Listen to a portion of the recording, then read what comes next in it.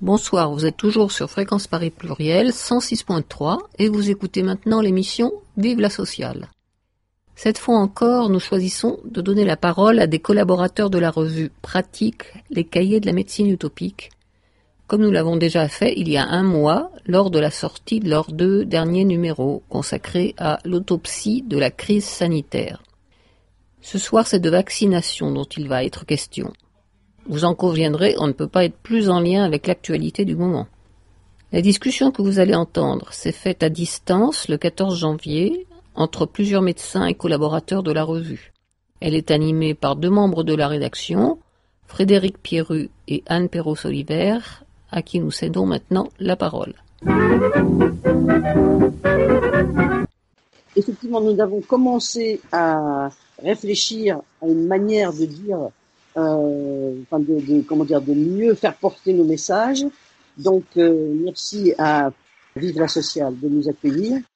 Et nous allons essayer de poser nos questions le plus ouvertement possible, de façon à aider les autres, ceux qui nous écouteront, à poser les leurs et à se faire une idée de ce qu'on sait aujourd'hui de la vaccination contre le Covid et des questions qu'il faut se poser évidemment.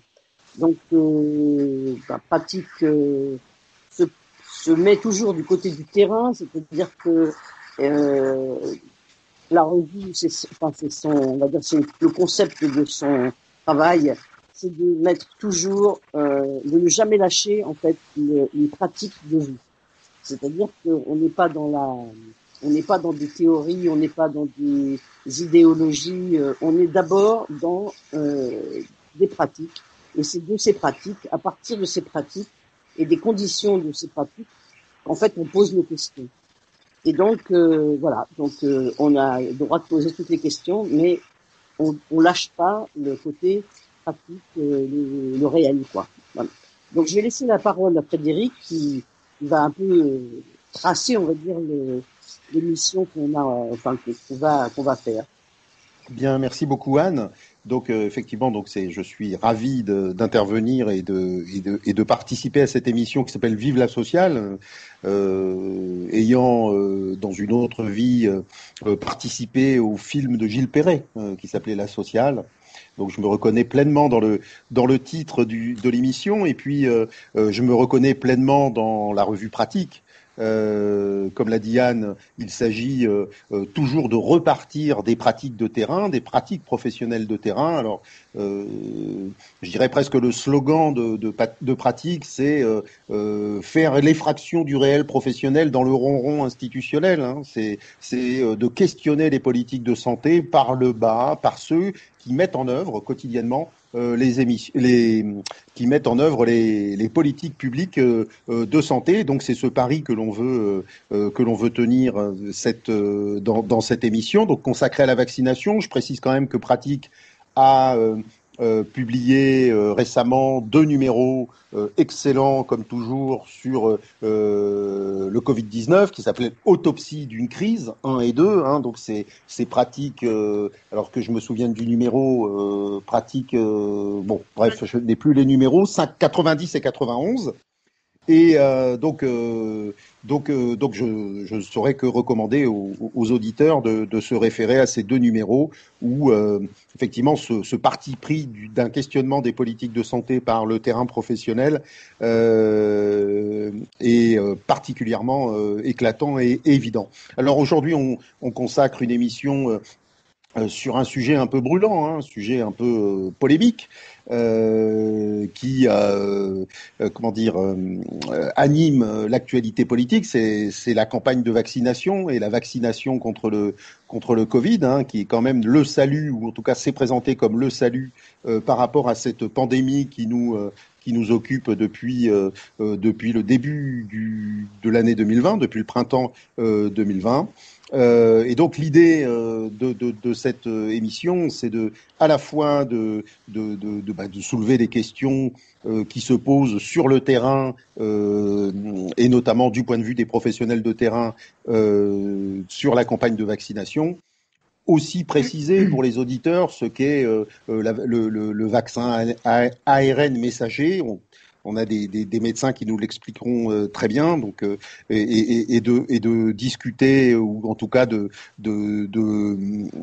critiquer les arguments des anti-vaccins. S'il faut les critiquer, ça on n'en sait rien, on le verra bien. Et puis on discutera dans un troisième temps de l'état et la campagne de vaccination. Pourquoi un démarrage aussi poussif de la campagne de vaccination. Donc je vais laisser les invités se présenter eux-mêmes. Donc d'abord peut-être Mathieu, Frédéric et puis Julien se présenter eux-mêmes. Hein, ils le feront mieux que nous. Mathieu. Merci beaucoup Frédéric, merci beaucoup Anne et merci beaucoup à cette émission, La Sociale, de cette invitation. Moi, je suis le docteur Mathieu Piccoli, je suis médecin, je suis praticien hospitalier en gériatrie à Paris, à l'Assistance publique Hôpitaux de Paris, donc c'est un hôpital public, et je suis également président de l'association des jeunes gériatres, même si je m'exprime ici à titre personnel, et comme la loi le prévaut, je signale que je n'ai pas de conflit d'intérêt là-dedans, c'est une donnée qui est vérifiable sur la base transparence santé. Merci beaucoup Mathieu. Frédéric. Donc, merci Frédéric, merci Anne pour l'invitation à cette émission. Moi, je suis Frédéric Stambach, je suis médecin généraliste de campagne dans une petite bourgade du Limousin qui s'appelle Ambazac. Je participe aussi à l'organisation de l'atelier pour la refondation du service public hospitalier, qui a été un appel lancé par plusieurs organisations et collectifs, notamment le collectif Interhôpitaux, Interurgence, le Printemps de la psychiatrie également, et les ateliers Travail et démocratie. Et donc, on avait prévu un atelier à Marseille qui malheureusement est annulé le 23-24 mais en janvier, mais qui est amené à être reporté.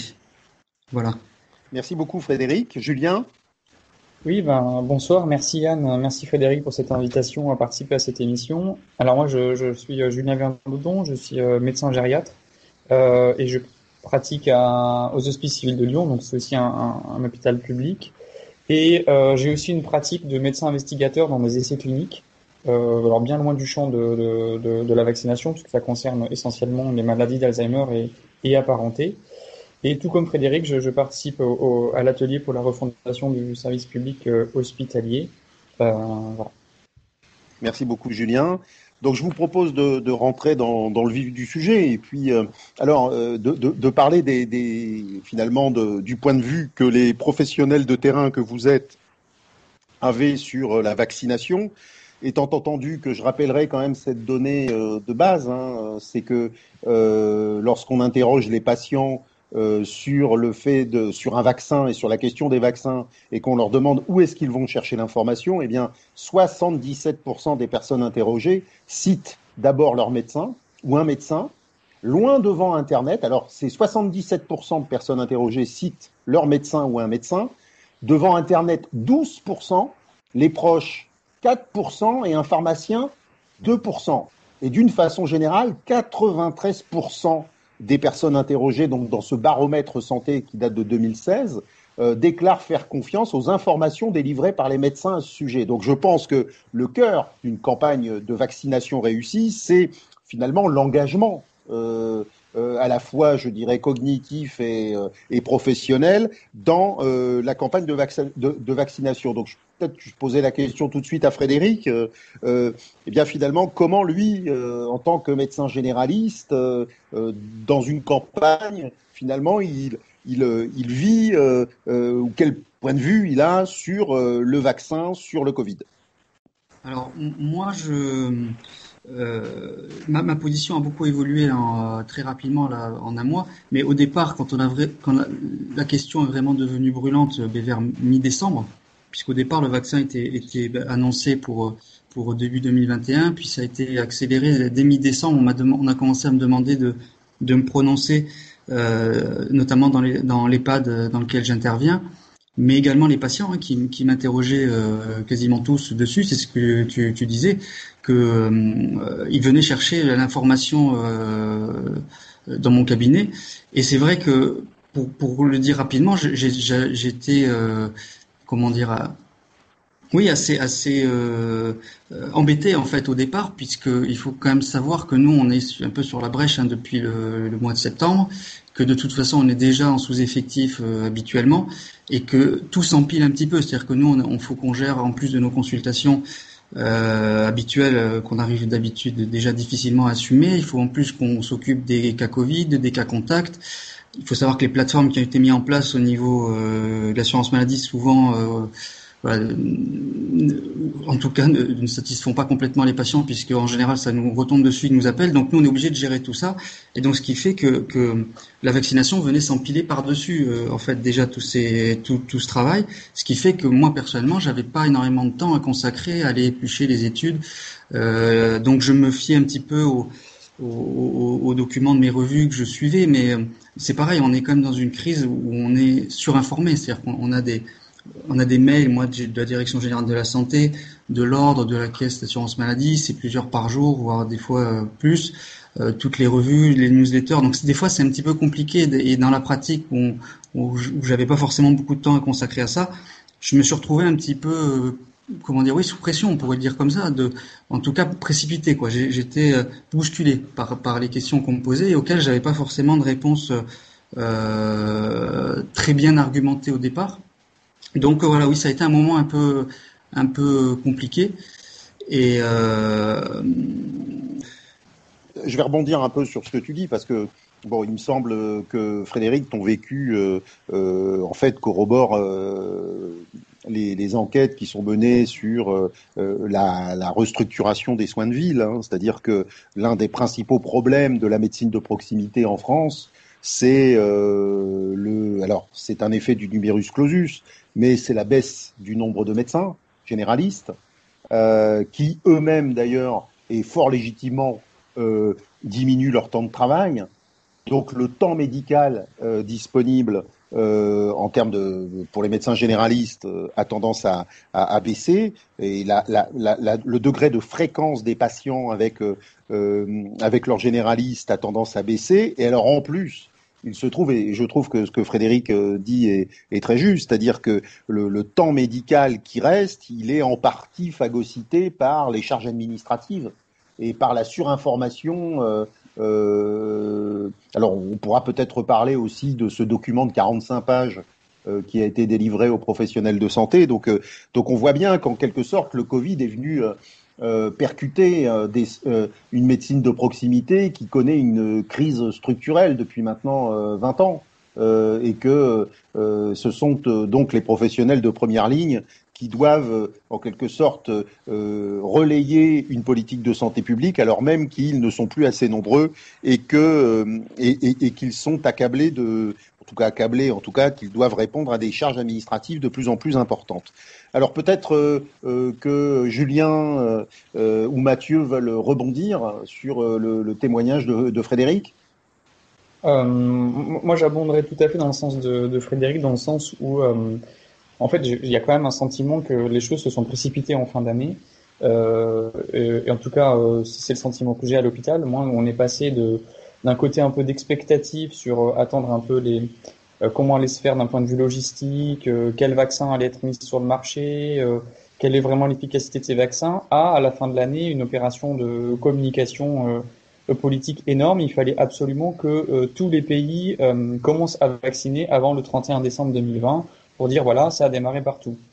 Et nous, en plus, c'est très mal tombé parce qu'on a eu, comme dans plein d'endroits, mais c'était pendant la période de congé. Il y avait la moitié des médecins qui n'étaient pas là, les équipes parfois des intérimaires parce que chacun doit prendre ses congés.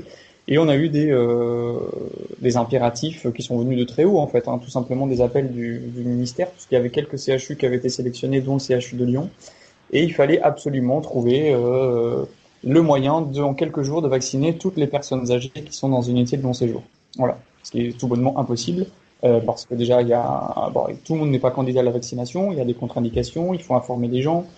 Il faut informer des familles, parce que c'est beaucoup des gens qui ont des pathologies cognitives et qui comprennent pas forcément tout ça, ou des trucs très très triviaux.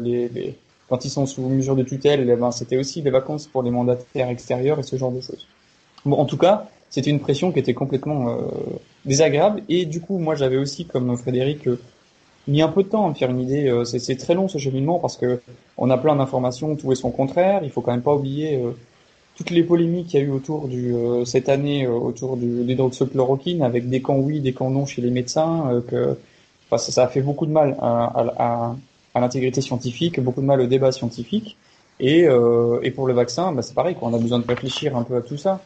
D'autant que c'est des technologies nouvelles. Enfin voilà, c'est des choses, nous, on n'est pas habitués. Moi, je connaissais pas du tout les vaccins ARN messagers, dont je pense Mathieu parlera ensuite. Mais voilà. Et donc, moi, j'avais surtout le sentiment que c'était très précipité. On était un peu largué et c'est pas, effectivement, on avait des emails un peu dans tous les sens, mais c'est vraiment dans tous les sens. Hein. Nous, on n'en reçoit pas 2-3 par jour, quoi. On en reçoit 20 par jour, quoi. On a effectivement la Direction générale de la santé, mais aussi les hospices civils de Lyon. Enfin, ça va dans tous les sens et à la fin, on nous dit, allez, trouvez les patients et vaccinez. Et franchement, c'était très pesant, cette pression. Ouais, c'est très intéressant, Julien, ce que tu dis, parce qu'effectivement, on voit bien qu'on a une administration qui, en quelque sorte, essaie alors on y reviendra, mais qui essaie de sortir le parapluie et donc donne énormément d'informations. Qui vient percuter, comme je l'ai dit un peu avant, un système de santé et des professionnels qui sont structurellement débordés. Donc, et on leur dit derrière, mais on y reviendra, organisez-vous pour vacciner. Nous, on a donné l'information, on a fait un manuel de 45 pages. Allez-y, on est pareil. Donc, débrouillez-vous sur le terrain. Alors que, il me semble quand même, mais on y reviendra, que le rôle de l'administration, c'est moins d'informer que d'organiser, d'inciter, de donner des solutions logistiques, tout bêtement aux professionnels qui doivent par ailleurs continuer à soigner les pathologies, je dirais, ordinaires, en tout cas les pathologies hors Covid. Oui. Mathieu, peut-être une réaction ? Oui, effectivement, il y a plusieurs éléments qui viennent d'être dits. Je vais pas revenir sur tous. Ce qui m'apparaît important, c'est effectivement que l'information, il faut qu'elle soit facile à être diffusée, il faut qu'elle soit facile à être comprise, et c'est tout l'enjeu de la santé publique en France de pouvoir justement le faire. On a une très belle agence de santé qui s'appelle Santé publique France, qui a bientôt 5 ans d'existence, si ma mémoire est pas trop mauvaise, qui regroupe 4 anciennes agences, et nécessairement ces regroupements d'agences peuvent être un petit peu difficiles dans les moyens qui sont faits. Et il faut rappeler l'organisation de notre administration en matière de santé, puisque ce qui est un petit peu difficile aussi dans cette pandémie qui nous dure depuis 1 an, c'est que le vaccin, il n'arrive pas de n'importe où sans passif. Effectivement, tu l'as dit, Frédéric, il y avait toute une organisation du système de santé précédente, mais il y avait aussi toute une crise qui dure depuis 1 an, qui a mis tout le monde un petit peu sur les rotules et qui a fait, comme l'a dit Julien aussi, beaucoup de mal à l'intégrité scientifique avec des communications qui étaient plus ou moins prudentes. Et ce qui m'apparaît important, c'est de dire que cette santé publique-là, elle répond à la fois à un temps où, on va dire, une dynamique qui est scientifique et qui relève de la santé de la population, à la fois sur l'aspect comment est-ce que on garantit la meilleure santé possible de la population et comment ensuite on essaye de produire de la connaissance sur la santé de la population. Et d'un autre côté, elle répond à un temps politique. L'administration en France répond à un temps politique et c'est pas elle qui prend la décision. Et du coup, cette petite parenthèse sur justement la santé publique et sur cette difficulté à pouvoir se prononcer à un moment T, qui fait que on a eu l'impression d'avoir énormément d'informations et trop d'informations tue l'information malheureusement. Et du coup, ça invite, et je pense que c'est un des enseignements, et on va essayer, je crois, de le faire ce soir, à beaucoup de prudence dans ce qu'on peut dire sur les aspects scientifiques et de bien discerner ce qui relève d'un côté des aspects scientifiques et de ce qui relève des aspects qui sont plus des aspects sociétaux, sociaux, politique. Mmh. Et c'est pas parce qu'on dit quelque chose sur un plan scientifique que nécessairement tout ce qui a trait aux politiques est soit d'accord ou pas d'accord avec ce propos-là. Merci beaucoup Mathieu. Alors moi, à vous écouter, j'ai quand même une question qui est lancinante. Le système de santé, c'est pas que les médecins. C'est pas que les médecins généralistes, c'est pas que les médecins hospitaliers, c'est un ensemble de professionnels de santé. C'est les 22 000 officines de pharmacie sur le territoire, et Dieu sait que le territoire est bien maillé en pharmacie. C'est aussi des infirmières, des infirmiers, un corps infirmier, et donc moi je me suis posé cette question, pourquoi en quelque sorte finalement on a réservé le monopole d'un geste simple, même si, et on y reviendra, il y a une consultation préalable dont vous m'expliquerez peut-être l'intérêt. Mais pourquoi avoir réservé finalement ce geste simple qui consiste à mettre une aiguille dans un bras, même si c'est pas, évidemment, c'est un geste médical, mais enfin bon, pourquoi au seul médecin? C'est-à-dire, comment vous expliquez, si vous voulez, cette focalisation, je dirais, sur la profession médicale et je dirais la mise de côté, ou en tout cas, oui, la mise de côté ou la marginalisation des autres professionnels de santé qui pourraient participer tout bonnement à cette campagne de vaccination.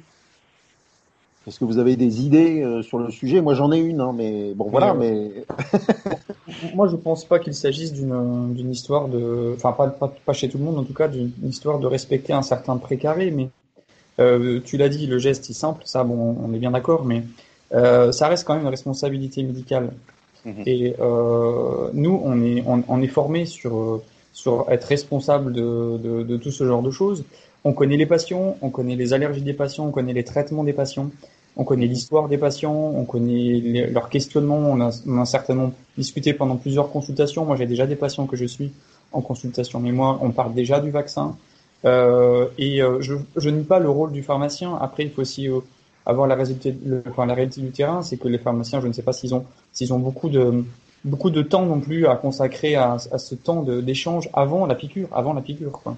Et puis c'est un peu le cœur de notre métier finalement. Et puis il y a une surveillance effectivement à avoir, et il n'y a qu'un regard médical ou paramédical, dans le sens où les infirmières aussi sont formées à connaître les réactions allergiques. Il ne s'agit pas que le médecin fasse forcément les injections. Ça peut très bien être une infirmière. D'habitude, elles font tout à fait des vaccinations en ambulatoire, il n'y a pas de problème. Mais c'est en collaboration avec un médecin qui a prescrit, qui a la responsabilité du traitement si effectivement il y a quelque chose. Donc moi je pense pas forcément que ce soit une défense vraiment de précaré, mais une logique de responsabilité médicale et ce qui fait aussi notre cœur de métier de médecin. Mmh. Mais alors si je voulais poser porter la contradiction, c'est un peu mon rôle. Comment ont fait les autres pays, par exemple Israël, par exemple même les États-Unis, comme la Grande-Bretagne? Alors j'ai pas une connaissance très précise de l'évolution de la démographie médicale dans ces pays, mais peut-être qu'ils n'ont pas subi le numerus clausus des années fin 70, 80 et 90. Mais comment expliquer, si vous voulez, que un tel différentiel qu'on peut retrouver sur Covid Tracker, là, un tel différentiel de gens vaccinés? C'est-à-dire, est-ce que dans les autres pays, est-ce que vous le savez, est-ce que les autres pays ont fait appel à peut-être ont moins centré le geste vaccinal sur le corps médical et ont plus associé d'autres professionnels de santé? Parce que quand même, pour faire un tel différentiel, il faut quand même réussir à expliquer enfin, la première hypothèse, c'est qu'on se dit, il y a des professionnels de première ligne qui étaient en plus grand nombre. Alors peut-être qu'il y a beaucoup plus de médecins en Israël qu'en France, hein. Mais et que on le sait, la gestion de la démographie médicale en France a été catastrophique, hein, soyons clairs. Donc ça c'est clair. Donc et on se retrouve maintenant fort dépourvu quand la bise pandémique fut venue, hein, comme dirait La Fontaine. Bon, donc voilà. Donc la question c'est peut-être que ma question que j'aimerais vous poser, est-ce que l'urgence sanitaire, qui est aussi une urgence économique, sociale, ne pousse pas à, en quelque sorte, mettre en veilleuse, ou en tout cas à amender la responsabilité médicale que tu citais très bien, Julien, pour vacciner le plus de gens possible en un temps plus court. Frédéric ? Moi, ce que je peux dire là-dessus, alors c'est vrai que je me posais cette question justement par rapport aux autres pays. Si c'était quels étaient les protocoles utilisés, notamment chez ceux qui vaccinent par millions, par rapport à nous. Donc ça, j'ai pas la réponse là-dessus. Je sais que nous, ce qui nous envoie, puisqu'on nous demande de nous, enfin, là, on y reviendra sans doute tout à l'heure, mais on a des informations contradictoires. Mais en tout cas, l'assurance maladie nous demande de nous organiser en centres locaux et dans lesquels des infirmières pourront vacciner à condition qu'il y ait un médecin sur place. Alors, je suis pas certain que ce soit lié au forcément enfin, il y a probablement la responsabilité, mais je crois qu'il y a aussi le parapluie. Ce que tu disais, Frédéric, un petit peu en introduction, c'est que on sait qu'en France, il y a quand même une population assez réticente au vaccin, et que comme le gouvernement sait aussi que les gens ont confiance en leurs médecins, je pense que le fait qu'il y ait un médecin que ce soit un geste médical était pour eux une sorte de sécurité, si je puis dire, et qu'ils pensaient que ce serait plus accepté, je pense. Après, effectivement, le geste, c'est une intramusculaire basique, donc ça pourrait très bien être fait par beaucoup de professionnels de santé, à condition qu'on ait les vaccins. Ça, c'est une autre problématique.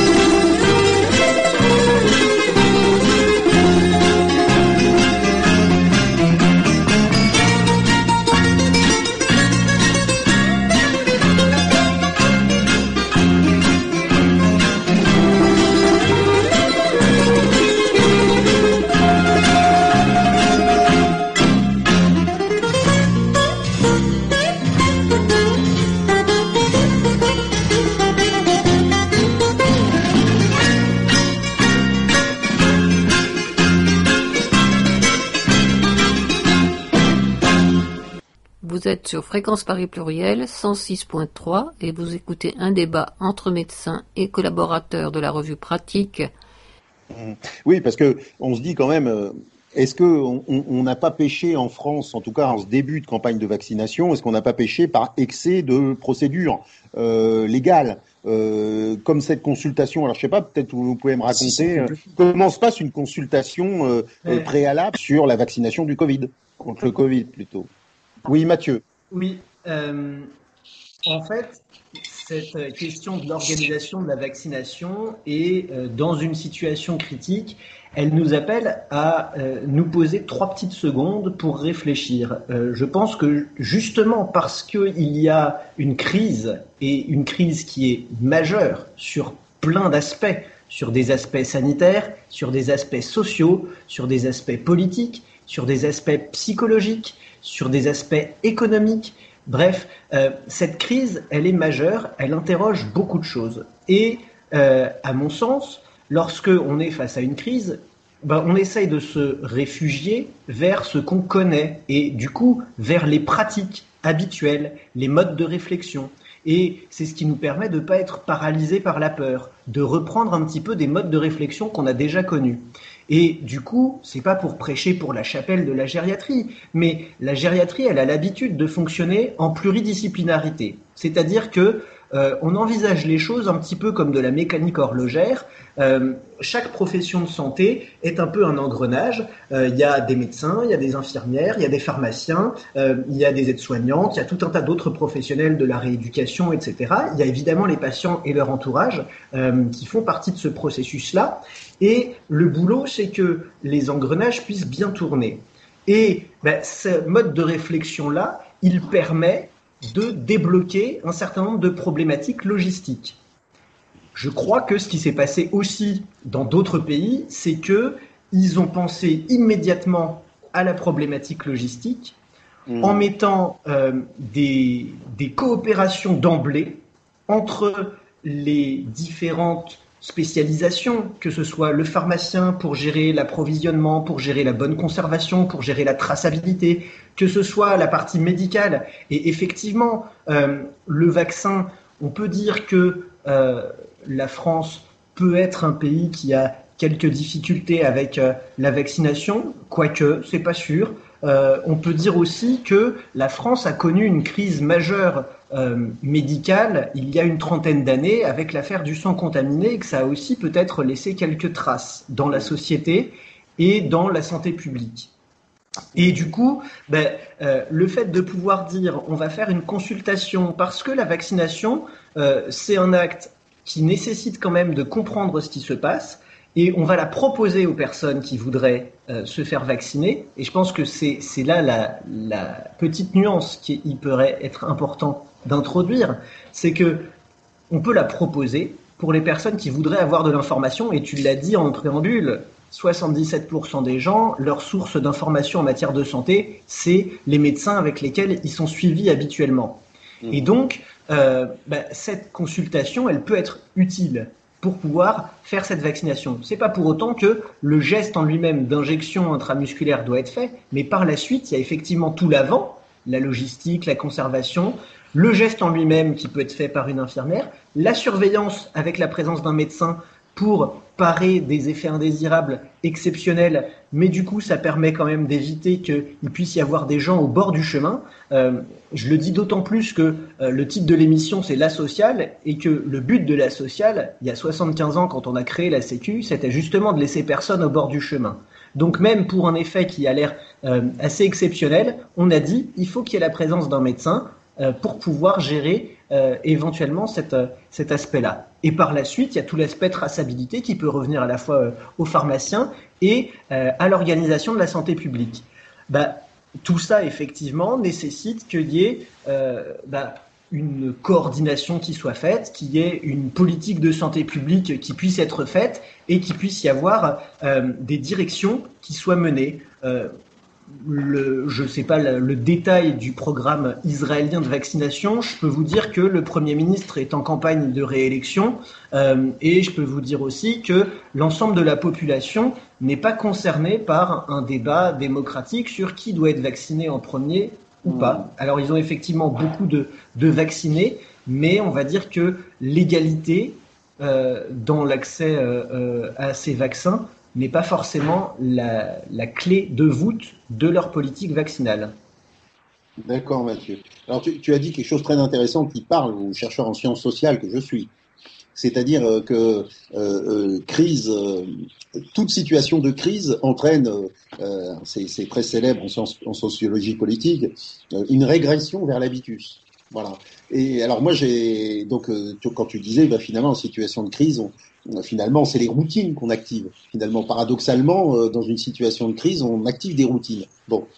Et quand même, j'aurais envie quand même de dire une chose, c'est que la profession médicale en France s'est construite, du point de vue de son identité quand même, sur un traumatisme, qui est le traumatisme à la fin du XVIIIe siècle et début XIXe des officiers de santé. C'est-à-dire que comme on n'avait pas assez de médecins, ce qui est une situation assez proche aujourd'hui, on n'a pas assez de médecins généralistes pour couvrir tout le territoire correctement, etc. En plus, ils sont pas bien répartis, encore plus les spécialistes que les généralistes. Eh bien, finalement, donc on a créé au début du 19e siècle, fin 18e, début 19e, on a créé des officiers de santé, c'est-à-dire des médecins, je dirais pas au rabais, mais en tout cas des paramédecins qui, en quelque sorte, étaient envoyés dans les campagnes pour participer à la médicalisation de la société française. Bon.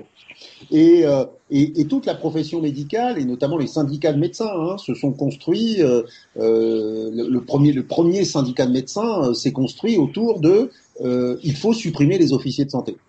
C'est-à-dire le premier combat fondateur de l'identité de la profession médicale française, c'était de récupérer le monopole de l'acte médical, parce que l'officier de santé, lui, n'avait que 4 ans de formation, certes sous l'autorité d'un médecin, mais il n'était pas titulaire d'un doctorat en médecine. Bon, et je me demande si, à l'occasion de cette pandémie ou de cette syndémie, parce que j'y reviendrai, il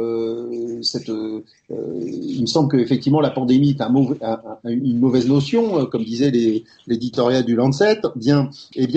En quelque sorte, les médecins, en quelque sorte, se sont à nouveau crispés aussi sur leur précaré ou en tout cas leur monopole médical, et que ça arrangeait bien l'administration qui a envie de se défausser de tout risque judiciaire, de en quelque sorte procéduraliser à outrance l'information, la consultation du patient, la consultation préalable, etc., et qu'il me semble que cette procédure effectivement très irréprochable du point de vue de l'information et de la précaution, on y reviendra, finalement percute l'urgence sanitaire. C'est-à-dire, est-ce qu'on n'est pas dans une situation de médecine militaire ? Ça que je veux dire. Vous voyez ce que je veux dire ? C'est-à-dire que, alors évidemment pas la médecine militaire, on n'est pas sur un champ de bataille, mais on sent bien qu'il y a une course de vitesse avec le virus, que effectivement il y a des secteurs entiers de l'économie qui sont sinistrés, je pense notamment au métier de la culture, et que finalement on pourrait faire quand même un peu plus vite si on voulait pas sortir le parapluie juridique. 2 mots. Le premier, c'est j'ai pas beaucoup connu le service de santé des armées, mais j'ai eu la chance d'assister à une présentation. Grosso modo, si ça avait été eux qui géraient, ce serait efficace. Effectivement, parce que le service de santé des armées, il répond à des objectifs et ça va vite et c'est carré, comme on dit par là-bas. L'autre question que tu soulèves, à mon sens, elle est une question politique d'accès aux soins. Et je crois qu'on peut voir le problème aussi d'un autre regard, à savoir, est-ce que l'ensemble des citoyennes et des citoyens de ce pays, de celles et ceux qui font la société, est-ce que tout le monde a le même accès aux soins ? Évidemment, on sait que cet accès aux soins est différent en fonction des territoires, en fonction des aspects socio-économiques. Et ça, je pense qu'on peut le regretter énormément. Et dans une situation qui est celle-ci, comment est-ce qu'on fait pour garantir le maximum d'accès aux soins à l'ensemble de la population sans créer d'inégalités ? Je pense que c'est aussi quelque chose d'important. Alors ça, c'est peut-être un petit peu une réflexion éthérée et qui n'est pas les mains dans le cambouis. Les mains dans le cambouis, effectivement, si on veut essayer d'agir le mieux possible, il faut des directives qui soient claires et pas forcément des procédures de 65 pages. Toutefois, je prends l'exemple souvent de la garde, parce que quand on est de garde, que ça fait 18 heures qu'on enchaîne le boulot, on n'a pas forcément les yeux en face des trous. Avoir un protocole clair, simple, détaillé, qui tient sur une page, ça peut être utile, parce que ça évite de faire des conneries. D'accord, Mathieu. Enfin, une page, c'est pas 45. C'est pas 45 pages, hein. Bon, mais où là, on voit bien que quand même l'administration est en roue libre, hein. C'est-à-dire, elle produit, elle cherche à se protéger, etc. Effectivement, ça a été très bien dit, je crois, par Frédéric. Et oui, 61 pages pour le vaccin en EHPAD, me dit Mathieu. Donc, c'est effectivement, ça devient un peu absurde. Moi, ce que j'aurais aimé quand même, c'est ou Julien, ou Frédéric, ou Mathieu, est-ce que vous pouvez nous expliquer, je sais pas, vous avez fait une consultation préalable, qu'est-ce que vous avez entendu des patients, en fait? Quel est le retour des patients? Sur quoi ils veulent être assurés? Le vaccin, j'imagine, mais quelles sont les questions qu'ils se posent? Pour donner un peu de chair à cette consultation préalable dont on a l'impression que c'est un peu un parapluie de l'administration. Avant de revenir sur ce point-là, je me posais la question aussi si tous ces principes de précaution n'étaient pas faits aussi pour protéger l'État, parce que, si j'ai bien tout compris, mais ça c'est difficilement probable, les laboratoires ne seront potentiellement pas ou très peu incriminés sur les effets indésirables du vaccin, comme on a été très vite. Ça sera surtout l'État qui risque de prendre. Et du coup, ce poids, cette responsabilité, est-ce que c'est pas une manière de s'en désengager en faisant des procédures complètement touffues, farfelues? Je sais pas, c'est une question, hein, je m'interroge. Quant tu portes le fer dans la plaie ou la plume dans la plaie, c'est-à-dire qu'effectivement les laboratoires ont réussi signer des contrats où, en cas d'effet indésirable majeur, c'est l'État qui devra indemniser les victimes et pas les laboratoires. Donc, c'est donc une question, Julien, qui me paraît tout à fait vraie. C'est-à-dire qu'on se demande si l'administration ne sort pas le parapluie, et un parapluie très large, parce que, effectivement, c'est à la fin, c'est l'État qui devra indemniser les victimes d'effets indésirables graves. Voilà, donc c'est une vraie question. C'est, me semble-t-il, une des pistes qui explique cette espèce d'excès de précaution et de procéduralisation de ce début de campagne de vaccination. Et pour répondre à cette question sur les consultations pré-vaccinales, alors moi, normalement, je ne serais pas amené à en faire, parce que normalement, c'est plutôt pour les médecins généralistes, sauf que cette semaine, on a eu quelques échos comme quoi les centres de gériatrie, en tout cas ici, je pense que c'est une opération de communication, mais aller prendre un peu la main, ce qui est pour moi une aberration. En tout cas, j'ai déjà eu des patients qui m'ont posé des questions sur les vaccins, et l'inquiétude, la principale, c'est surtout le fait que ce soit une nouvelle technologie des ARN messagers.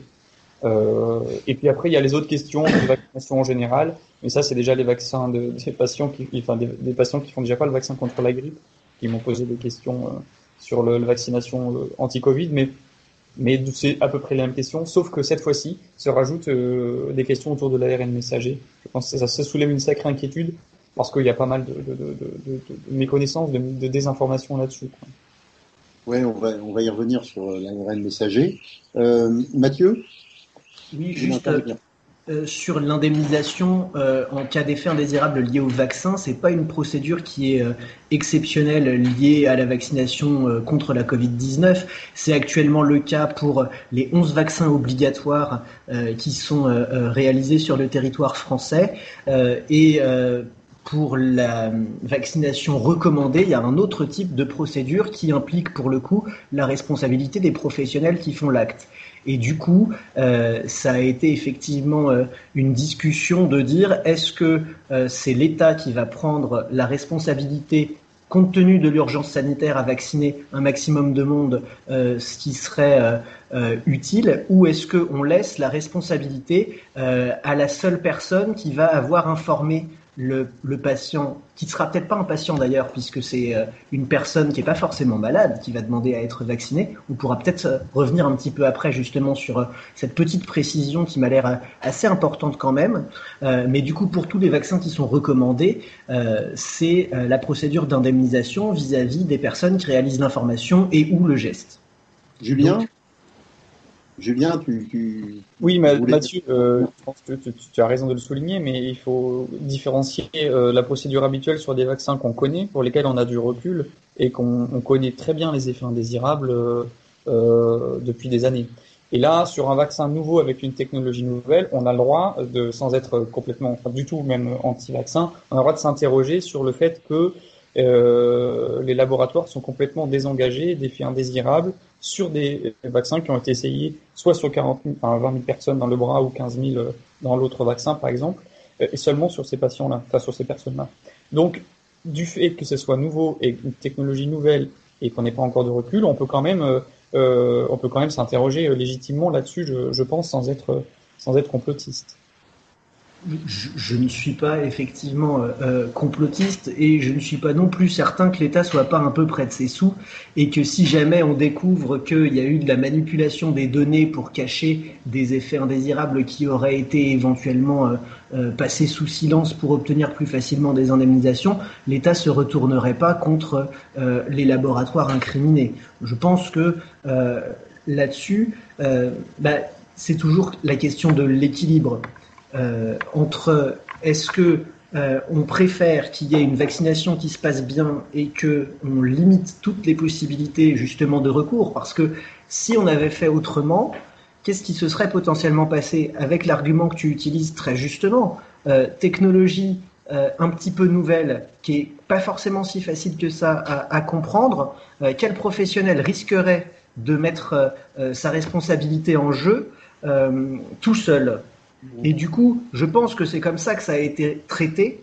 Je suis pas dans le secret des dieux, si on peut dire, si vous me passez l'expression, mais ça a probablement été traité comme ça en disant, plutôt que de dire, on va envoyer une fois de plus les professionnels de santé de terrain au charbon sans ceinture ni bretelles ni parachute. Là, on va dire, on va sécuriser au moins cet aspect-là. Ce ne sera pas leur responsabilité qui sera directement mise en œuvre. En revanche, la technologie, on peut en reparler. Oui, enfin moi j'aurais tendance à rebondir sur ce que dit Mathieu, c'est-à-dire que effectivement là où il faut 10 ans pour mettre au point un vaccin, ça a été mis au point en 1 an. Bon, donc il y a une incertitude qui est autour de cette technologie, qui est une incertitude scientifique, et je pense que en fait le problème de l'administration, c'est que je pense pas qu'on pourrait reprocher à l'administration et au-delà aux politiques d'avoir mis en œuvre de façon élargie un vaccin dans ce climat d'incertitude ou avec cette forte incertitude scientifique, étant donné l'urgence. Donc effectivement, il y a je pense qu'il ne faut pas être complotiste, c'est-à-dire que moi je peux très bien comprendre que l'État et ni Julien ni Mathieu sont complotistes, hein, soyons clairs. Mais je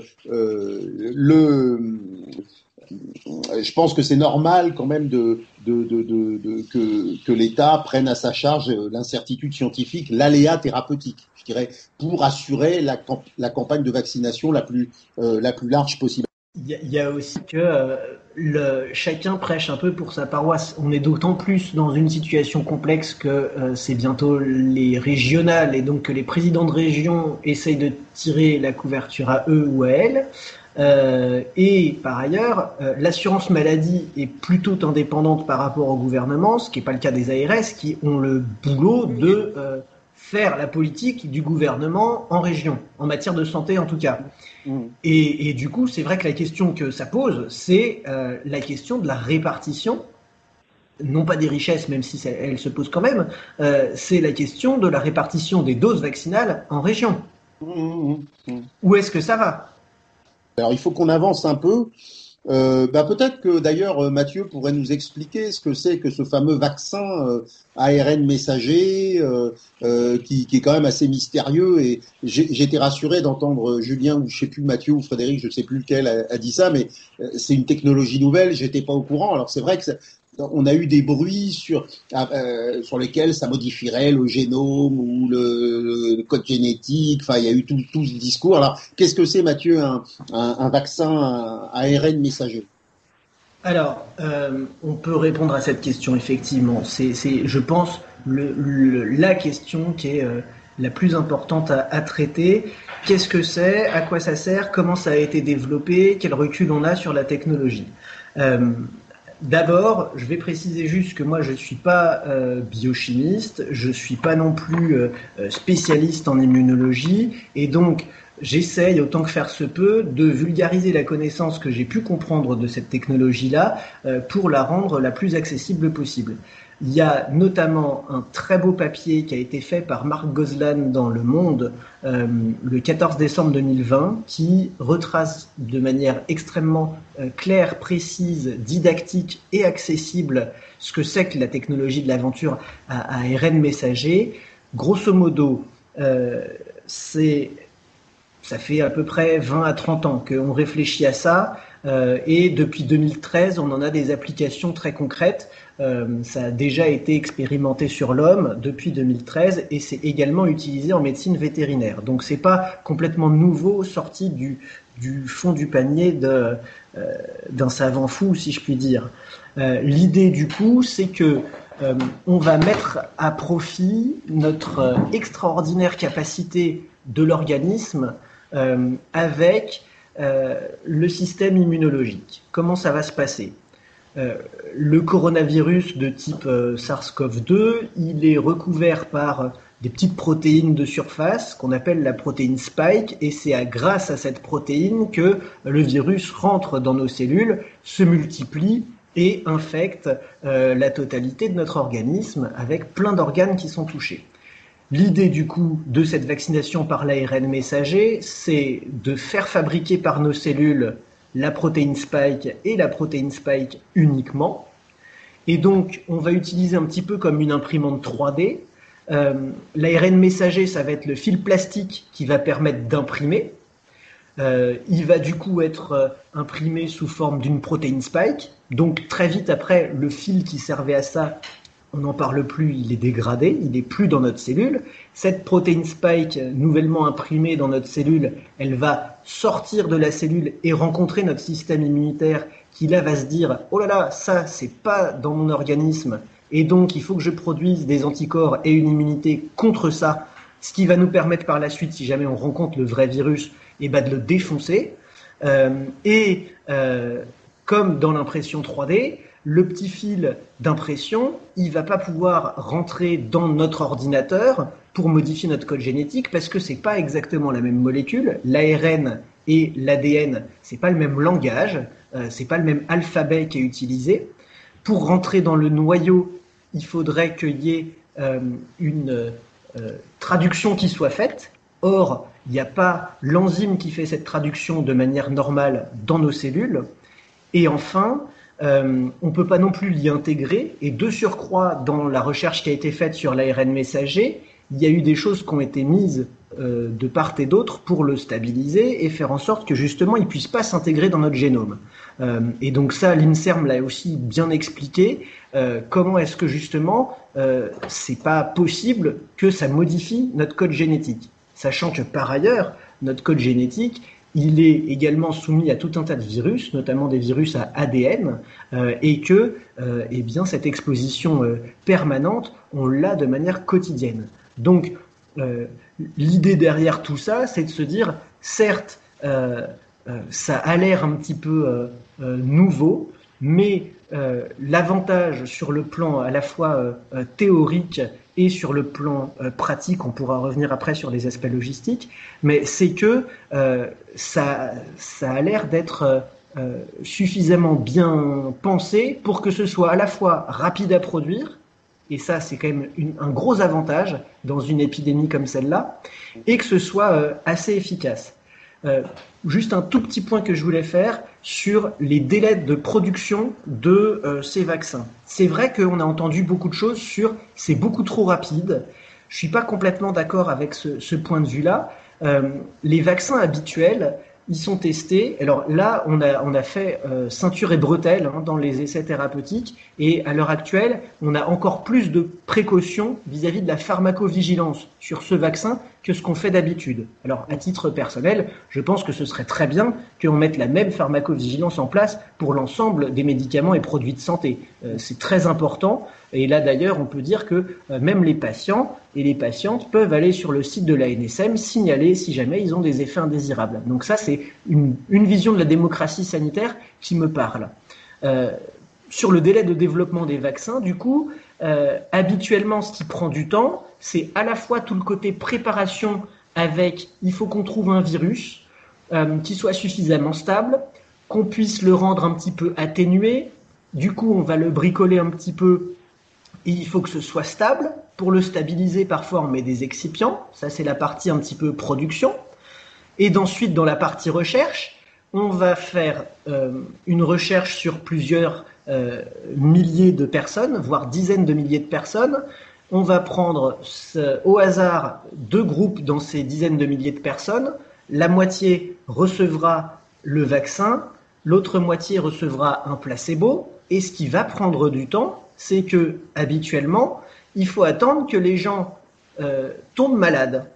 Donc évidemment, quand on n'est pas beaucoup exposé à une maladie, par exemple le pneumocoque ou le méningocoque, heureusement d'ailleurs qu'on n'y est pas beaucoup exposé tellement ce sont des infections graves, mais il faut attendre qu'il y ait suffisamment de personnes malades pour qu'on puisse comparer si c'est efficace ou pas. Et c'est ça qui a pris le plus de temps dans le développement des vaccins habituels. Là, sur ces vaccins à ARN messager, non seulement c'est produit de manière extrêmement rapide par une espèce d'imprimante à ARN, qui est rapide à faire, et dans un contexte de crise sanitaire où il y a énormément de circulation virale, eh bien, on peut avoir beaucoup plus rapidement. Alors, c'est pas de bol pour ces personnes-là, mais dans le cadre de la recherche, c'est utile, les personnes malades. Et donc, on peut voir beaucoup plus rapidement si le vaccin il est efficace ou s'il n'est pas efficace. Et là, à l'heure actuelle, sur les 2 vaccins qui sont autorisés en France, qui sont 2 vaccins à ARN messager, quand on dit qu'il y a 95% d'efficacité à peu près, ça veut dire que, en fait, il y a une réduction de 95% de l'infection, ce qui veut dire que, par exemple, s'il y a le groupe placebo où il y a 100 personnes qui seront infectées par le SARS-CoV-2, eh bien, dans le groupe vacciné, il n'y en aura que 5, d'où ces 95% d'efficacité. Et ça, c'est majeur dans la vaccination, et c'est un gros avantage, à la fois en termes de production et de sécurité. On pourra y revenir après. Alors c'est intéressant parce que alors si j'ai bien compris, je suis pas sûr de tout comprendre, hein, mais en tout cas t'es très pédago. Hein, si j'ai bien compris, en fait le vaccin ARN messager produit un leurre, c'est-à-dire qu'en fait il fait croire que il y a un film. Alors c'est-à-dire tu utilises la notion du film et un spike de protéines spike fait croire à l'organisme que c'est un virus, enfin que c'est une cellule étrangère, et va donc stimuler la production d'anticorps. C'est ça, hein? Donc voilà. Donc en fait, c'est un leurre. C'est ça. C'est exactement ça. C'est le principe de la vaccination depuis le 19e siècle, en fait. On va utiliser les capacités de notre système immunitaire à reconnaître ce qui n'est pas de notre organisme, mais on veut pas non plus injecter des trucs dangereux. Et donc, on va essayer de faire en sorte que, par exemple, sur la rage, on a dit, on va pas mettre un truc qui puisse être dangereux. Sur les vaccins vivants atténués, eh bien, on dit, voilà, ils seront vivants, ils vont ressembler beaucoup, mais ils vont pas avoir la capacité à provoquer la maladie. C'est exactement la même chose. Là, en plus, c'est même pas le virus en lui-même, c'est juste l'ARN. La protéine exactement, de surface, en fait, qui va devenir la protéine de surface, tout à fait. Donc c'est pour ça qu'on peut appeler ça des vaccins quand même, en fait. Alors déjà, ça reste dans l'idée du vaccin, c'est-à-dire de leurrer l'organisme pour produire des anticorps. Bon, et par ailleurs, tu dis une chose très importante, c'est que c'est une technologie, parce qu'on nous l'a quand même un peu survendu. Je suis désolé, moi je suis pas médecin. On nous l'a survendu comme une prouesse scientifique, une innovation radicale qui a été élaborée en moins d'1 an. Ce que tu nous dis, c'est quand même que ça avait déjà été éprouvé, notamment dans la médecine vétérinaire, etc. Donc on est quand même, c'est une idée qui n'est pas arrivée comme ça à un chercheur américain de Pfizer ou de Moderna en se levant le matin. Exactement. Et pour autant, ça n'empêche que c'est une révolution en termes thérapeutiques parce qu'on peut en voir des applications pour plein de choses avec justement l'avantage que comme c'est de l'ARN messager, ça rentre pas dans nos cellules et c'est tout l'inverse de la thérapie génique. Et c'est ça qui est intéressant, c'est que on va s'atteler justement à corriger les choses du point de vue de on va produire les protéines. Alors après, j'aurais une question, mais on va y revenir. Pourquoi cette technologie a été fabriquée? Enfin, les 2 vaccins qui obéissent à cette technologie à ARN messager n'ont été mis au point qu'aux États-Unis. Je veux dire, par rapport à AstraZeneca, par rapport, alors Sanofi, j'en parle pas, on y reviendra, etc. Donc pourquoi ce sont 2 laboratoires américains ou germano-américains qui ont produit ce vaccin qui finalement a adapté au Covid une technologie qu'on commençait à connaître assez bien. Bon, voilà, c'est une vraie question. Ça, c'est une vraie question et d'ailleurs dont la réponse va aussi dans le sens de comment on a pu avoir des délais aussi courts. C'est que il n'y a pas de fumée sans feu, comme on dit. Hein. Le nerf de la guerre, ça reste l'argent. Et donc, il faut des moyens financiers exceptionnels pour faire de la recherche de qualité.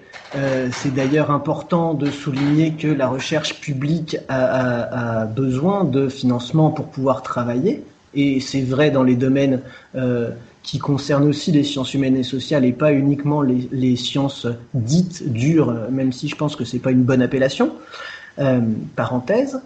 Et du coup, ces moyens considérables qui ont pu être mis, ils ont été mis par des entreprises privées.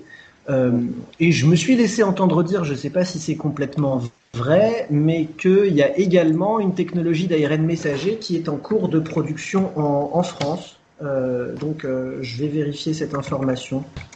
Tant mieux. Julien, Frédéric ? une réaction sur cette technologie. Moi, j'ai quand même appris que c'était une technologie pas si nouvelle que ça, ce qui est une vraie faux, quoi, parce que elle est nouvelle dans la vaccination chez l'homme quand même. Il faut ça c'est nouveau, on peut pas le nier. À grande échelle. En revanche, bon, ce qu'on peut quand même se poser comme question, c'est finalement c'est un virus qui va quand même muter, qui mute déjà. Et la vaccination a l'air efficace sur le variant actuel, peut-être sur le variant anglais aussi, mais on n'est pas à l'abri non plus de faire ce qu'on appelle une pression de sélection, comme on fait avec les antibiotiques d'habitude, c'est-à-dire qu'on peut sélectionner avec la vaccination bien les virus qu'on arrive à combattre, et ça va permettre peut-être aux autres variants qui seront pas ciblés par la vaccination de se multiplier, et on n'est pas à l'abri en fait d'avoir quand même une épidémie continue, ou alors, par chance, comme avec la grippe, on y arrivera toujours à courir derrière le variant et à avoir un vaccin efficace à chaque fois. Ce qui veut dire qu'on aura peut-être des campagnes vaccinales à faire à répétition. L'autre interrogation que j'ai, c'est que pour l'instant, on n'est pas sûr que ça diminue la transmission. Ça diminue les formes graves, le risque d'avoir le Covid, mais on ne sait pas trop si ça diminue la propagation entre les gens du virus. Et la dernière chose, mais qui est pas propre à cette campagne de vaccination, enfin cette recherche, c'est que comme d'habitude, c'est difficile. On transpose ces résultats à la première population qu'on vaccine en France, c'est-à-dire les personnes âgées. Et finalement, les personnes âgées sont pas trop incluses dans ces études-là. Là, j'ai regardé les papiers. Bon, on sait qu'il y a 40% de plus de 55 ans dans une étude, mais on ne sait pas s'il y a des plus de 75, plus de 85, on ne sait pas combien il y en a. Dans l'autre étude, c'est de 24% de plus de 65 ans, mais on ne sait pas pour les très âgés combien il y en a. Et c'est pourtant la population qu'on cible en premier, ce qui est pas aberrant de vacciner cette population. Mais est-ce que ça sera aussi efficace chez les patients très âgés? Bon, on verra.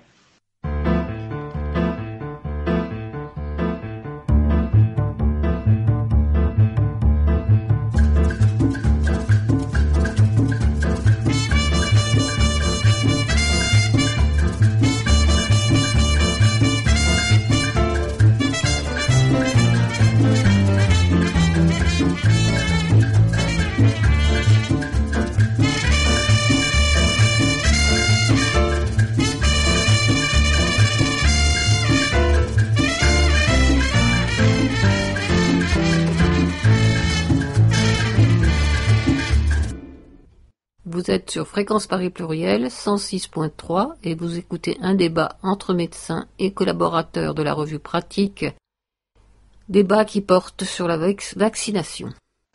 Je voudrais juste demander justement si vous en savez davantage sur la durée de cette immunité, vaccinale, puisqu'il semblerait quand même qu'il y ait des doutes sur sa durée, Combien de temps est-ce qu'on est immunisé? Parce que s'il faut se faire vacciner tous les 4 mois, je suis pas sûr qu'on y arrive. Alors, il y a plein de choses là-dedans, et je pense qu'il y a plusieurs éléments qui m'apparaissent importants. Le premier, c'est de dire que face à une pandémie comme celle-là, avoir une réponse unique, c'est naturellement pas suffisant. Et donc, c'est important de dire que même si on est vacciné, il faut garder un certain nombre de mesures barrières, du moins dans un premier temps. Et ça, seul l'avenir pourra nous dire combien de temps on pourra lâcher la pression. En tout cas, l'objectif, c'est quand même qu'on puisse revivre et s'embrasser les uns les autres le plus rapidement possible. Donc ça, effectivement, il faut coupler ça à l'application des mesures barrières et au contrôle de l'épidémie. Ça, c'est la première chose. La deuxième chose, sur les variants, alors il y a 2 éléments, et c'est pour ça du coup qu'il faut continuer les mesures barrières, c'est que comme ça permettra d'éviter l'éventuelle pression de sélection. Rappelez quand même que les variants actuels, ils sont sensibles au vaccin. En tout cas, les anticorps qui sont produits ont plusieurs cibles sur la protéine spike, et du coup, ces cibles-là, il y en a quand même qui restent très accessibles aux anticorps qui sont produits par la vaccination. Mais effectivement, peut-être qu'un jour, il y aura un variant qui va émerger et qui aura en plus d'émerger avec une absence de cible vaccinale, il faut que pour se propager, il faut quand même qu'il ait un avantage en termes de transmission. Donc ça fait quand même deux conditions là. Mais sur un plan théorique, on peut l'envisager. Le gros avantage de la technologie à ARN messager, c'est que du coup, on peut produire à peu près en 6 semaines cette nouvelle conformation de protéines spike, et donc on peut arriver à réagir rapidement. Mais ça, c'est aussi quelque chose qui vient dans l'intérêt d'avoir une campagne de vaccination rapide, parce que si on couple une très bonne maîtrise épidémique avec les gestes barrières et l'efficacité d'une campagne vaccinale pour atteindre une immunité vaccinale collective, dans ces cas-là, le virus, il va plus circuler et il va plus muter et on sera débarrassé. Donc c'est vrai que ça répond aussi à l'idée de, il faut faire les choses ensemble, vite, mais bien. Et pour les personnes âgées, pardon. Oui, Mathieu, j'ai envie d'interroger Frédéric ou de vous interroger, mais donc du coup, ce que tu es en train de nous dire, c'est que finalement, la stratégie britannique de faire une dose et de vacciner le plus large possible, et quitte à revenir après à la deuxième dose, peut-être pas dans les délais, etc. Est-ce que ça se justifie? Mais c'est toujours cette question en fait que se posent un peu les gens, c'est-à-dire est-ce que on est totalement rigoureux scientifiquement, ou dans une situation pandémique ou syndémique exceptionnelle, on n'est pas. C'était d'où mon allusion à la médecine militaire. Et d'ailleurs, Julien mentionnait très justement le fait que c'est assez étonnant, c'est-à-dire qu'on a un pouvoir qui décide tout en Conseil de défense, donc dans un cadre militaire. Et qui, quelque part, il y a un décalage entre la prise de décision qui se fait dans un cadre, je dirais, de quasiment militaire, dans ce Conseil de défense, et puis de l'autre côté, finalement, on voit une espèce de pusillanimité des pouvoirs publics en termes de prudence, de précaution, etc., etc. Donc, il y a quelque chose là qui est une sorte de tension entre une décision qui est quasiment militaire au secret avec le secret défense, et puis de l'autre côté, on a l'impression que voilà. Donc, ma question c'est, est-ce que une dose, s'il faut vacciner, ce que tu disais, tout le monde tout de suite, d'un coup, et en tout cas, il faut y aller le plus vite possible pour empêcher la circulation du virus. Est-ce que c'est pas un pari acceptable? On a des réponses de la part d'un certain nombre d'autorités de santé, que ce soit au niveau mondial, au niveau européen, au niveau états-unien, qui disent, et pour le coup, du coup, c'est vrai que on serait quand même assez fondé de les écouter. Ce qui a été montré comme étant efficace, c'est de faire 2 doses. Il n'y aurait rien de pire que de se croire protégé avec une dose, qu'on ne le soit pas, et que finalement la campagne de vaccination soit un échec absolu.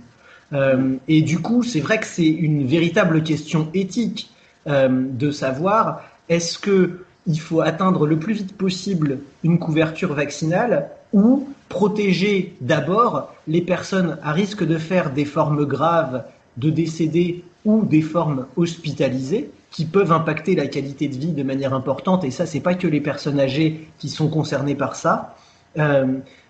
C'est une question pour laquelle c'est important d'impliquer la société pour pouvoir y répondre. Et du coup, ça permet de remettre aussi un petit peu plus de processus démocratique. Il y a quand même une donnée qui est importante dans la vaccination. On n'a pas les données complètement confirmées par l'ensemble des études. Donc pour l'instant, c'est à prendre avec des pincettes. Mais dans des données, on va dire, intermédiaires sur à la fois le vaccin fabriqué par la société Moderna et des données de vraie vie des caisses d'assurance maladie ou équivalentes au niveau israélien, que la vaccination diminue la transmission virale. Et on a aussi l'expérience en Israël à nouveau. Alors, c'est pourquoi on utilise beaucoup l'exemple d'Israël, parce qu'ils ont vacciné une partie très importante de leur population. C'est pour ça qu'on prend cet exemple-là.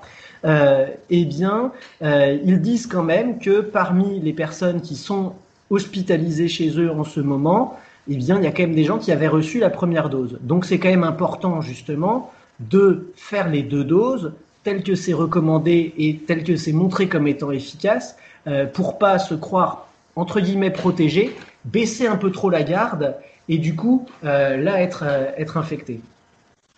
Ok. Quelqu'un veut réagir? Moi, j'aimerais passer peut-être au troisième temps un peu plus politique. Alors, c'est peut-être moins les professionnels de santé, les médecins que vous êtes, que je vais solliciter, et peut-être plus les citoyens éclairés que vous êtes. Euh, euh, et notamment, il y a quelque chose, moi, je ne sais pas, c'est une question que je vous pose, j'ai pas de réponse là-dessus.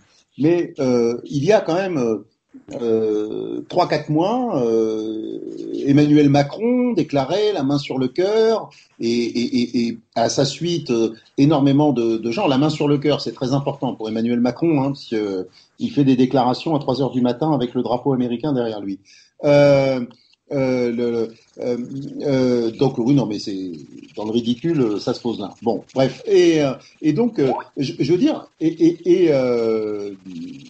la main droite, c'est clair, c'est la main droite. Hein, bon, voilà. C'est le portefeuille qui est à droite, pas le cœur chez Emmanuel Macron. Donc moi, la question c'est, on entendait dire il y a 3-4 mois que le vaccin contre le Covid devait être un bien public. Et donc, ce qui est assez fascinant, c'est qu'on a découvert quand même un peu médusé que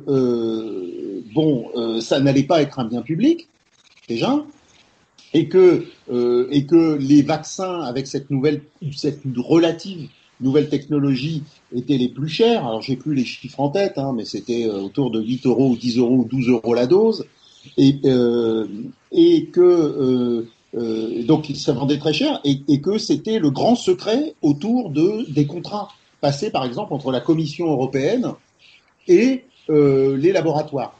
C'est-à-dire que par exemple au Parlement, ce qui est quand même incroyable, au Parlement européen, les députés européens ne peuvent pas rentrer à part avec un crayon papier, mais pas avec un stylo, etc., pas de portable, etc., pour aller consulter les contrats. Donc comment vous expliquez, peut-être, avez-vous des hypothèses, je sais pas,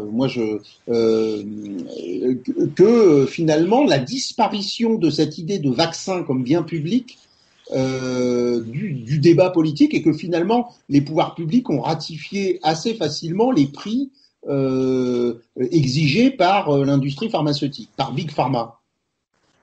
Avez-vous des hypothèses sur ce sujet? Que des hypothèses, hein, on n'est pas dans le secret des princes, hein, de toute façon.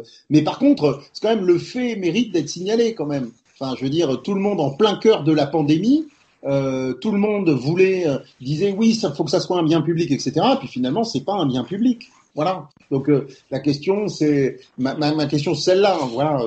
Alors après, j'imagine que c'est habituellement le rapport de force entre les pouvoirs publics et puis l'industrie pharmaceutique dans une situation, je dirais, de crise sanitaire, d'urgence sanitaire. L'industrie est encore plus puissante que d'habitude pour exiger les prix qu'elle souhaite. Il serait quand même surprenant que ce gouvernement, à la faveur d'une crise dont on peut quand même douter très sincèrement de la sincérité vu ce qu'ils ont fait après leur beau discours, qui remettent en cause complètement tout l'arsenal de lois qu'ils ont fait voter en tout début de mandat sur la loi sur le secret des affaires et tout ça, à la faveur d'une crise épidémique. Quand on voit ce qu'ils ont fait du quoi qu'il en coûte, finalement, quoi qu'il en coûte, c'est aussi du flanc, qu'il fallait bien considérer les infirmières, les aides-soignantes, c'est aussi du flanc. Il aurait été très très surprenant qu'ils remettent complètement de côté tout le carcan néolibéral et toute cette parce que c'est les mêmes entre le gouvernement et l'industrie, tout ce qui remettent ça à plat et en cause à la faveur de l'épidémie. Moi, j'y crois pas du tout. Hein. Je crois pas du tout. C'est une fausse surprise pour moi. Mais oui, Julien, moi je suis assez d'accord. Oui, Anne? Il n'avait pas dit il fallait sortir la santé du marché, parce que moi j'ai bien entendu ça. Et là, on n'est pas dans le marché, là. Enfin, je sais pas, il y a quelque chose qui m'échappe effectivement dans les logiques de ce gouvernement. Parce que moi, j'attends qu'on sorte du marché, donc là, on n'est pas tout à fait dans la bonne voie. Hein. Oui, mais cela étant, Anne, la réalité, c'est qu'en fait, ça a été négocié entre la Commission européenne et les labos, et que par ailleurs, vous vous souvenez que c'est la ministre belge, je crois, qui a, par inadvertance, par inadvertance donné les prix du médicament. Et on ne sait pas d'ailleurs quel est le prix réel finalement de développement de ce type de vaccin. Donc non, mais c'était une question un peu pour vous taquiner, parce que je pense que ça mérite d'être souligné quand même, quoi. Comment on est passé très rapide, moi je me souviens, hein, à la fin du confinement que finalement ça devait être un bien public, et puis que finalement l'industrie pharmaceutique va quand même siphonner les caisses des États. Je veux dire, la réalité, c'est celle-là. Donc voilà. Donc donc j'ai l'impression que tout le monde est passé à autre chose, comme si de rien n'était finalement. Voilà, ça devait être un bien public et puis finalement ça ne l'est pas. Je rappelle que quand même aux auditeurs que le vaccin contre la polio, Jonas Salk, qui a mis au point le vaccin contre la polio, a fait don. Donc il n'a pas breveté son invention et qu'il a dit qu'il était payé en tant que chercheur américain. Donc c'était dans les années 50. Pour mettre à disposition et contribuer le vaccin et contribuer à l'amélioration de la santé publique mondiale. Vous voyez le chemin qui a été parcouru entre Jonas Salk et Pfizer et Moderna. Alors peut-être une question, c'est et peut-être je vais poser la question à Frédéric. Quelle place en fait, parce qu'on va revenir on va revenir quand même et on va finir sur les professionnels, c'est-à-dire comment en tant que médecin généraliste il voit son rôle de santé publique. C'est-à-dire que, je m'explique, c'est-à-dire que pendant très longtemps le système de santé, c'est d'abord construit sur un système de soins, c'est-à-dire qu'on a une assurance maladie qui rembourse des feuilles de soins. Donc notre système, on le sait, c'est déploré à longueur de temps et centré sur le curatif. Bon, et comment il imagine finalement une meilleure intégration, une meilleure insertion des médecins généralistes vers dans la politique de santé publique? Comment on peut réduire le grand fossé entre le système de soins et la santé publique? Mais moi, c'est vrai que j'ai une vision peut-être au niveau différente de la médecine libérale qui n'en a que le nom, puisque notamment quand on est en secteur 1, on est subventionné par la société clairement et par la sécurité sociale. Donc moi, j'estime que les professionnels de premier recours, que sont les généralistes, les infirmières, les pharmaciens et aussi les kinés, font partie quelque part du service public. Moi, par exemple, moi, je me considère comme faisant partie quelque part du service public du premier recours. Moi, je l'appellerais comme ça, puisque à l'instar des urgences, quand un patient a un problème, la première personne qu'il appelle en général, c'est son généraliste. Et s'il n'en a pas ou s'il n'arrive pas à en joindre, il ira ensuite probablement derrière à l'hôpital.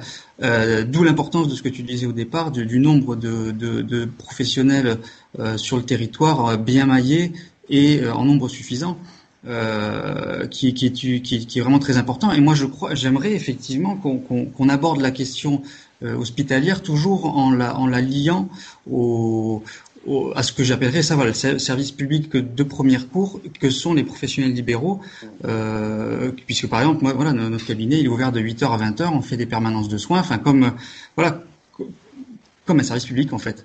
Et donc, je pense effectivement qu'il faut relier toutes ces problématiques qui vont ensemble. Après, concernant le médicament et ta question d'avant, c'est vrai que de toute façon, on est dans un service, dans une situation où le médicament est vu comme une marchandise, comme une autre. Donc de toute façon, à partir du moment où on laisse les laboratoires pharmaceutiques s'entretuer sur les marchés financiers, puisque pour eux c'est bien la question, hein, c'est une question de vie ou de mort, c'est-à-dire que quand ils mettent au point un vaccin ou un médicament, c'est des sommes souvent colossales qui sont engagées, et derrière il faut que ce soit rentable. D'où parfois voilà les petits soupçons qu'on peut avoir sur les données des essais pharmaceutiques qui sont financés par ceux qui créent les médicaments. Et donc effectivement ensuite une fois qu'on est sur ces marchés et qu'on s'entretue, puisqu'un médicament qui ne fonctionne pas, c'est potentiellement le rachat par la fine concurrente, et donc on est dans des logiques de puissance, hein. Et bien donc effectivement, le médicament, même malgré les beaux discours, est simplement le vecteur de cette lutte. Et donc effectivement, avec tous les tous les effets indésirables, si je puis dire, de ce problème. Et donc, la seule solution pour sortir de cette situation, c'est qu'à un moment donné, il y ait un autre pôle, un pôle qui soit géré différemment, et donc qui serait un pôle public, qui ferait du médicament, de la recherche, qui permettrait, entre parenthèses aussi, de produire des médicaments dont les brevets sont déjà tombés, tous les médicaments génériques. Ça, c'est un des problèmes majeurs qu'on a en médecine générale. C'est les molécules qui, tout d'un coup, ne sont plus disponibles pour un temps indéfini. C'est du quotidien. Régulièrement, les collègues pharmaciens nous appellent, nous disant j'ai plus cette molécule, qu'est-ce qu'on met à la place? Des fois, on n'a pas de solution. Et donc, tout ça vient du fait, effectivement, que on a laissé le médicament sur le marché, et il faudrait un pôle. Et à part quelque chose qui serait géré par la puissance publique, je vois pas d'autres solutions, en tout cas à court terme, pour faire le contrepoids et permettre d'avoir une alternative à notre dépendance complète au marché et aux laboratoires privés. Merci beaucoup, Frédéric. Bon, on y reviendra parce que l'émission s'achève et quand même, il faut quand même dire aux auditeurs que 80% des médicaments qui sont utilisés dans la médecine courante il y a 20 ans étaient encore produits en France. Et qu'aujourd'hui, 80% des médicaments de médecine courante sont produits à l'étranger. Et quand on ferme les frontières en Chine, etc., eh bien, on se retrouve fort dépourvu, encore une fois, quand la bise pandémique est venue, quoi. Bon. Mais on reviendra quand même et donc Frédéric, tu reviendras, parce que c'est très intéressant, cette question du médicament. On voit bien que le vaccin pose la question du médicament. Avant de passer pour le mot conclusif la parole à Anne, j'aimerais quand même recommander chaudement le tract de Barbara Stiegler, le tract Gallimard, qui est sorti aujourd'hui, et on n'a pas eu le temps d'explorer l'envers antidémocratique de la gestion du Covid. Donc